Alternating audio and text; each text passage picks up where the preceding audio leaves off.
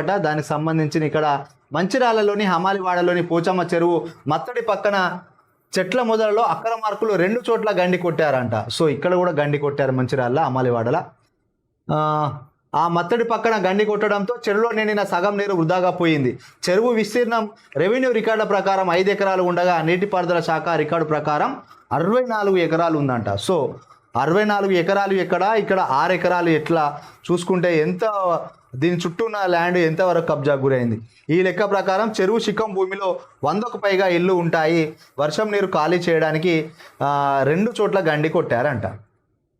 So ఈ ఈ చాలామంది ఏమనుకుంటారంటే కబ్జాలు చేసుకుంటోళ్ళు ఏదో రోడ్ల కింద పోయిన సర్వే నెంబర్లు తీసుకొచ్చి దాని చుట్టుపక్కల ఉన్న నెంబర్లకు దీన్ని by2 by3 నెంబర్లు వేసుకొని ఆ యొక్క ల్యాండ్ చెరువుకు సంబంధించిన మట్టి నింపి కబ్జా చేసుకుంటారు. కానీ ఇంకో కొంతమంది ఏమనుకుంటారు అంటే బాగా నాలెడ్జ్ ఉన్న వాళ్ళు ఇది అంతా పట్టా భూమే కదా అని చెప్పి చెరువుకు శిఖం భూములు ఉంటాయి. చాలామందికి ఇంకా శిఖం భూములు అంటే తెలియలేదు. చెరువు విస్తీర్ణాన్ని ఎంత విస్తీర్ణం ఉంటుందో దాంట్లో కొంత భాగం నీరు తూములో పోయే భాగం వృధాగా ఉన్న భాగాన్ని ఎవరన్నా పేదవాళ్ళు వ్యవసాయం చేసుకోవడానికి శిఖం భూముల కింద దాన్ని వదిలిపెడతారు. ఆ శిఖం భూములలో ఏం జరుగుతుంది అంటే వర్షాకాలం మాత్రం పంటలు సాగు చేయరు. ఎండాకాలం వచ్చిందని కానీ ఏసంగిలో కానీ ఇంకా వేరే సీజన్లో కానీ ఆ యొక్క పంట కొంత చెలుక భూములు ఉంటాయి కాబట్టి వాటిలో పంట పండించుకునే ప్రయత్నం చేస్తారు. అవి శిఖం భూములలో చెరువు కింద ఉండి ఎండాకాలం పంట సాగు చేసుకోవడానికి ఉపయోగించే భూములు. దానికి కూడా పట్టాలు ఉంటాయి కానీ వ్యవసాయం మాత్రమే చేసుకోవాలి. ఈ బఫర్ జోన్ కానీ ఎఫ్టీలో కానీ వ్యవసాయం చేసుకోవాలి తప్ప నిర్మాణాలు చేపట్టద్దు. కానీ ఇక్కడ కొంతమంది ఏం చేస్తున్నారంటే ఈ భూముల్ని అమ్ముకుంటారు. దాని రియల్ ఎస్టేట్ సంబంధించిన వెంచర్లు వేసుకొని ప్లాటింగ్ చేసుకొని ప్లాట్లు పెడతారు. ఆ నాలా కన్వర్షన్ చేసినప్పుడు వ్యవసాయ భూమి కాస్త నాలా కన్వర్షన్ చేస్తే నాన్ అగ్రికల్చర్ ల్యాండ్గా యాక్ట్ కింద నమోదవుతాయి. కాబట్టి వీళ్ళు మున్సిపాలిటీకి అప్లై చేసుకుంటారు కన్స్ట్రక్షన్ చేయడానికి. ఏదైనా ఒక షెడ్ నిర్మాణం చేసుకుంటారు. దానికి మున్సిపాలిటీ వాళ్ళు నెంబర్ ఇస్తారు. ఆ నెంబర్ తోటి కరెంటు మీటర్ అప్లై చేస్తారు. ఇంకా నేను రూమ్ వేసుకున్నా నాకు నెంబర్ వచ్చింది, కరెంటు మీటర్ వచ్చింది, గవర్నమెంట్ నాకు అన్ని పరిమితులు ఇచ్చినాయి అని అంటారు. వాస్తవానికి అక్కడ అధికారులు చేసేది తప్పు. ఆ శిఖం భూములకు పట్టా ఉన్నప్పటికీ వాటికి పర్మిషన్ ఇవ్వద్దు. ఈ విషయం ఇప్పటికి కూడా చాలామందికి ఇంకా తెలియడం లేదు.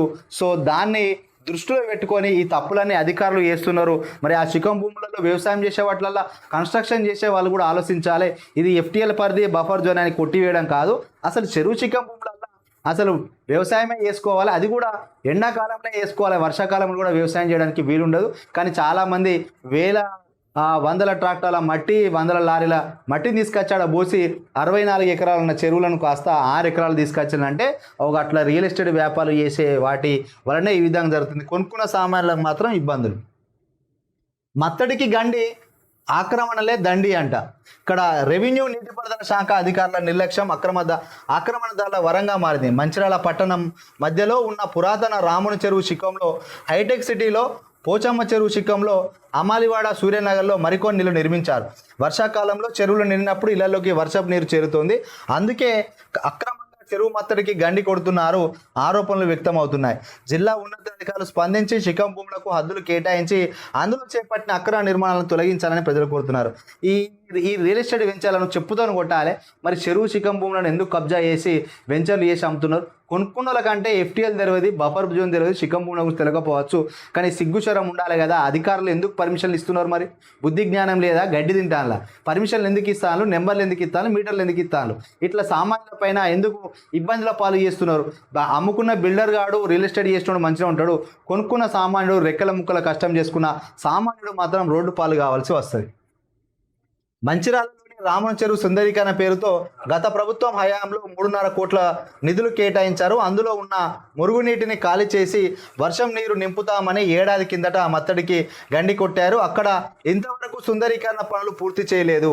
ఆ మత్తడి గండి వెనుక భూ ఆక్రమణలే కుట్ర ఉందని ఆరోపణలు ఉన్నాయి. చెరువు 47.29 ఎకరాల విస్తీర్ణంలో గల శిఖం భూమిని కబ్జా చేయడానికే నీటిని ఖాళీ చేయించడానికి మత్తడికి గండి కొట్టారని తెలిసింది.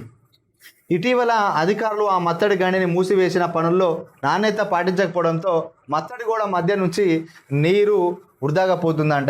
ఇక చూసినలా అసలే అక్కడ కూడా కబ్జా చేసి దానిలోపి నీరు రాకుండా కోసం ఖాళీ చేయించడానికి మత్తడి గండి కొడితే ఈ గండిని పూర్తి చేయడానికి కూడా నాసిరకం పనులు చేసినంట అధికారులు. ఇదొక మరి వింత లెక్క ఉన్నది.